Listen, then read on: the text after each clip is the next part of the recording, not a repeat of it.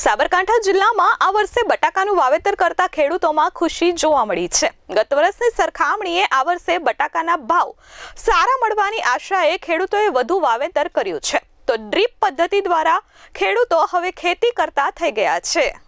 સાબરકાંઠા જિલ્લામાં આ વર્ષે પ્રાંતિજ, તલોદ, હિંમતનગર, ઈડર સહિતના તાલુકામાં બટાકાનું વાવેતર શરૂ થયું છે। ગત વર્ષની સરખામણીએ આ વર્ષે વાવેતર તો વધ્યું અને અહીંનું વાતાવરણ સારું હોવાથી ખેડૂતોએ વાવેતર વધુ કર્યું છે। આમ તો ગત વર્ષે ખેડૂતોએ બટાકાના ભાવ તો મળ્યા હતા, પરંતુ તે યોગ્ય ભાવ ન હતા, પરંતુ આ વર્ષે ખેડૂતોને વધુ ભાવની આશા છે। ખાતર અને બિયારણના ભાવ વધુ હોવાથી વધુ ભાવની ખેડૂતોની આશા છે, તો સાથે પાણીનો બગાડ ન થાય તે માટે ડ્રીપ દ્વારા ખેતી કરવામાં આવે છે, જેથી ડ્રીપમાં જ ખાતર અને દવાઓ મળી રહે અને ખેડૂતોને ફાયદો થઈ શકે અને રાતના ઉજાગરા પણ બચી શકે। ડ્રીપનો અમે ઉપયોગ કરવાથી પાણીનો બચાવ થાય છે।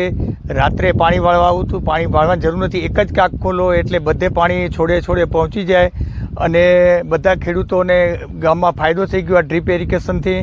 અને ઉત્પાદન પણ સારું મળે છે અને ક્વોલિટી અને ક્વોન્ટિટી બંને સારા મળે છે અને ખાતર ઓછા ખાતરમાં ઉત્પાદન મળે છે। અને પહેલાં તો ખાતર વધારે ઉપયોગ કરતા, જમીન બગડતી, અને આ ટપક પદ્ધતિથી જમીન બગડતી નથી અને ઓછા ખાતરમાં ઉત્પાદન સારું મળે છે। દવા અને ખાતર નાખો તો કઈ રીતે નાખો છો? દવા અને ખાતર અમે ત્યાં ટેન્કમાં ચડાવીએ છીએ, ત્યાં સભાથી ખાતર અંદર સીધું ડ્રીપમાં જાય છે અને ટીપા સ્વરૂપે છોડે સીધું એનું ટપક પદ્ધતિથી એનું પાણી ખાતર મળે છે અંદર।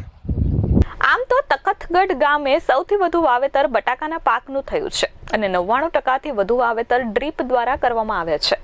1 વીઘાની વાત કરીએ તો 35 થી 40 હજાર જેટલો ખર્ચ વાવેતર પાછળ થાય છે અને તેમાંથી 350 થી 400 મણ જેટલું ઉત્પાદન થતું હોય છે।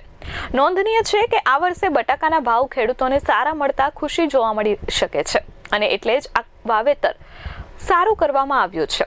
સાથે સાથે છોડને પૂરતું પોષણ મળી રહે તે માટે ડ્રીપનો ઉપયોગ કરવામાં આવી રહ્યો છે।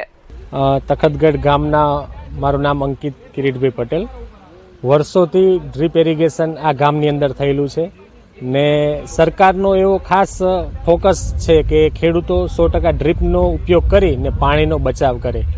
આ ગામની અંદર અનેક યોજનાઓ આવી, અમારે નર્મદાનું પાણી આવે છે ને અત્યારે 100% અમે લોકો જે કંઈ પણ ક્રોપ અમે વાવીએ છીએ શિયાળુ પાકમાં, દાખલા તરીકે બટાકા છે ને અત્યારે હાલ ઘઉંનું પણ વાવેતર છે, ચણા છે, ડોલર ચણા છે, દેશી ચણા છે, આ બધા જની અંદર અમે 100% ડ્રીપનો ઉપયોગ અમે કરીએ છીએ।